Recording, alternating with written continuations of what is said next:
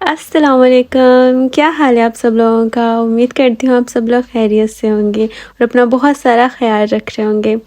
आज की रेसिपी है जी साबुत मसूर दाल की। ये हर घर में बनती है, लेकिन आई एम श्योर आप लोग मेरे तरीके से कभी भी नहीं बनाते होंगे।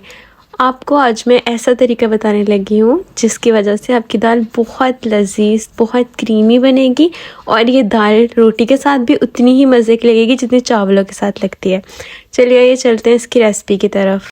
मैंने 200 ग्राम साबुत मसूर की दाल ली है। इसके अंदर मैंने एक बड़ा प्याज कट करके ऐड किया है। एक बड़े साइज़ का टमाटर हम इसके अंदर कट करके ऐड करेंगे। 3-4 टुकड़े हम इसके अंदर हरी मिर्च के ऐड करेंगे। 1 चम्मच हम इसके अंदर नमक का ऐड करेंगे, आप अपने टेस्ट के हिसाब से ऐड कीजिएगा। 1 चम्मच हम इसमें हल्दी का ऐड करेंगे।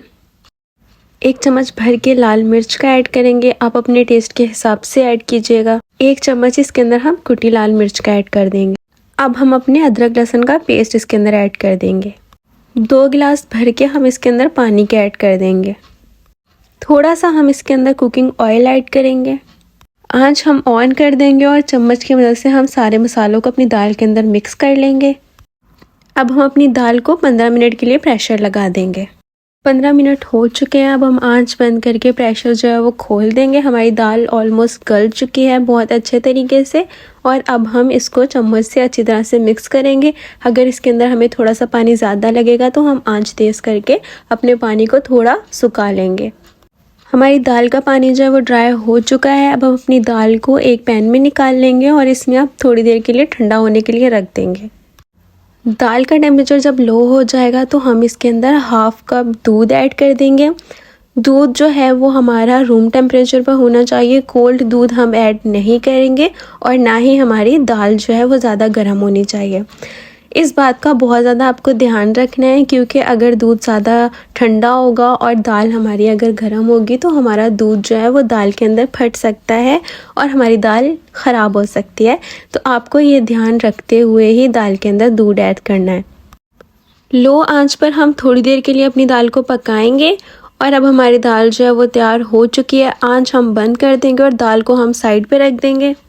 अब हम अपने तड़के की तैयारी करते हैं। इसके लिए मैंने पैन लिया और उसमें मैंने ऑयल ऐड कर दिया है। जितना आपको ऑयल ऐड करना है तड़के के लिए आप उतना ऐड कर सकते हैं। ऑयल हमारा गर्म हो जाएगा तो हम 1 चम्मच इसके अंदर ज़ीरा ऐड कर देंगे।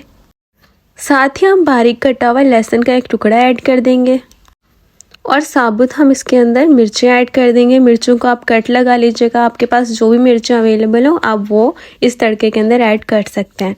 अब हम इनको ब्राउन होने तक तड़के को अपने पकाएंगे। मिर्चों की साइड जो है वो हम चेंज करते जाएंगे ताकि हमारी मिर्चें जो है वो जले नहीं। और अब हमारा तड़का ऑलमोस्ट तैयार हो चुका है। अब हम अपनी दाल को तड़का लगा देंगे अच्छे से और हमारी दाल जो है वो ऑलमोस्ट तैयार हो चुकी है और मज़ेदार सा इसको तड़का भी लग चुका है। आप लोग ज़रूर ट्राई कीजिएगा, आपको बहुत पसंद आने वाली है ये दाल। हमारी दाल बहुत अच्छे से तैयार हो गई है। हम अपने तड़के को दाल के अंदर अच्छे से मिक्स कर देंगे। हमारी मज़ेदार सी क्रीमी सी दाल जो है वो बिल्कुल तैयार हो चुकी है। उम्मीद करती हूँ आपको मेरी ये आज की रेसिपी पसंद आई होगी। अगर तो आपको पसंद आई है तो प्लीज़ मेरे चैनल को सब्सक्राइब कर दें, मेरी वीडियो को लाइक कर दें, शेयर कर दें, कमेंट कर दें और अपना रखिएगा बहुत सारा ख्याल। मैं लेती हूँ आप लोगों से इजाज़त। मिलते हैं किसी नेक्स्ट वीडियो में। अल्लाह हाफिज़।